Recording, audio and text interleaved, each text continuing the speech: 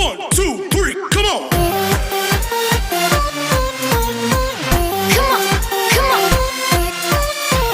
Assalamualaikum warahmatullahi wabarakatuh.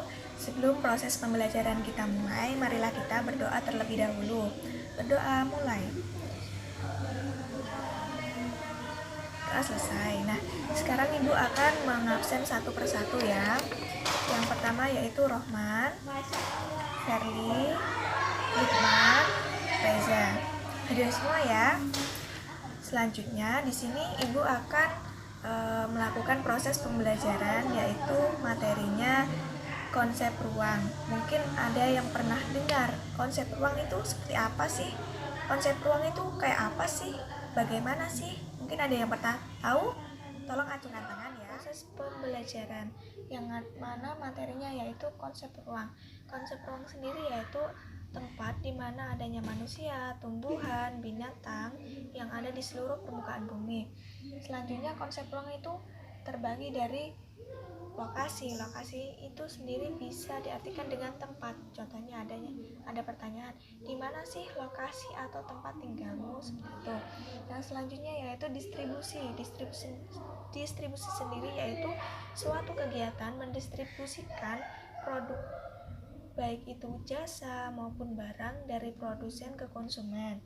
Yang selanjutnya yaitu iklim. Iklim adalah kondisi rata-rata cuaca berdasarkan waktu yang panjang untuk suatu lokasi tertentu di muka bumi. Yang selanjutnya yaitu flora dan fauna. Flora dan fauna yaitu flora sendiri itu nama lain dari tumbuhan, sedangkan fauna itu binatang. Pengertian geologis sendiri yaitu merupakan letak suatu wilayah, negara ataupun benua. Yang nomor 6 yaitu bentuk muka bumi. Bentuk muka bumi sendiri yaitu suatu kenampakan yang terlihat pada permukaan bumi, baik daratan, lautan, pegunungan, cekungan, dan lain sebagainya. Yang selanjutnya yaitu potensi. Nomor 7 yaitu kemampuan dasar yang dimiliki oleh manusia yang sangat mungkin untuk dikembangkan. Jadi seumpama kita memiliki potensi diri menggambar, kita terus menggambar dan mengasah kemampuan diri kita hingga pada titik di mana kita bisa melukis atau melakukan hal-hal yang bermanfaat. Review ulang dari konsep ruang sendiri terdiri dari lokasi, distribusi, iklim, flora dan fauna, geologis, bentuk muka bumi, serta potensi. Nah, seperti itu ya, paham kan? Nah, cukup sekian pembelajaran kali ini. Ibu akhiri. Wabillahi taufiq wal hidayah. Wassalamualaikum warahmatullahi wabarakatuh. Saya di sini menjelaskan tentang pengaruh antar ruang di Indonesia dalam bidang ekonomi, sosial budaya, dan pendidikan. Nah, yang pertama dalam bidang ekonomi. Indonesia sendiri terletak itu pada jalur internasional yang mana perdagangan Indonesia dengan dunia itu sangat lancar sekali dan saling menguntungkan satu sama lain. Nah, kemudian letak Indonesia itu tak jauh dengan negara-negara berkembang dan maju. Nah, itu pun menjadi sangat menguntungkan bagi negara Indonesia dalam segi perdagangan. Nah, dan tak lupa juga di Indonesia itu banyak sekali investor asing yang menanamkan saham di Indonesia, dan itu pun sangat membantu bagi perekonomian Indonesia. Nah, tak lupa juga di Indonesia itu memiliki banyak sumber daya alam yang sangat melimpah dan sangat membantu bagi perekonomian Indonesia sendiri, yakni sosial budaya. Nah, sosial budaya Indonesia sendiri pada zaman dahulu itu dimasuki oleh beberapa negara-negara luar seperti Belanda, Jepang, Cina, India, dan sebagainya. Nah, pada masuknya negara-negara tersebut terjadilah akulturasi budaya dengan budaya Indonesia sendiri. Nah, yakni mengakibatkan banyaknya suku, kemudian bahasa, ras, kemudian warna kulit, dan sebagainya. Dan tak lupa juga banyak agama-agama di Indonesia seperti Islam, Kristen, Hindu, Buddha, kemudian Konghucu. Nah, seperti itu. Kemudian Pada saat tersebut terjadilah ataupun terbentuknya semboyan, yakni Bhinneka Tunggal Ika. Seperti itu.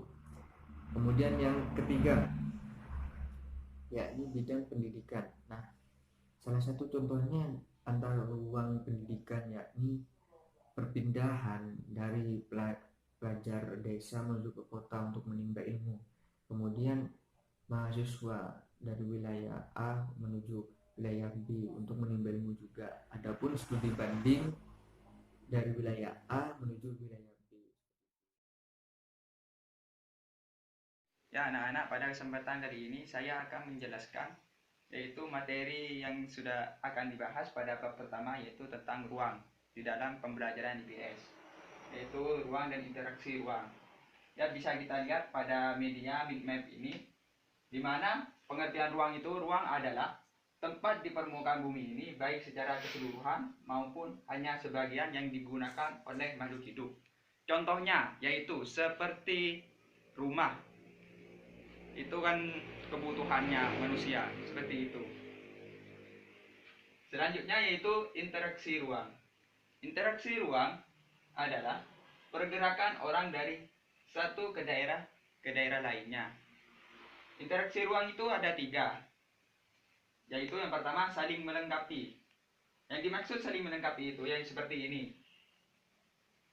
Misalnya di suatu wilayah, wilayah A itu menjual ikan. Lalu di wilayah B itu menjual sayuran.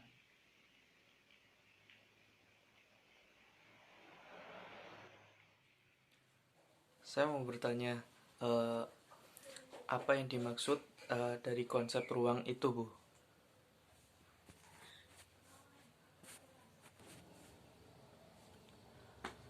Bagaimana interaksi antar ruang itu terjadi?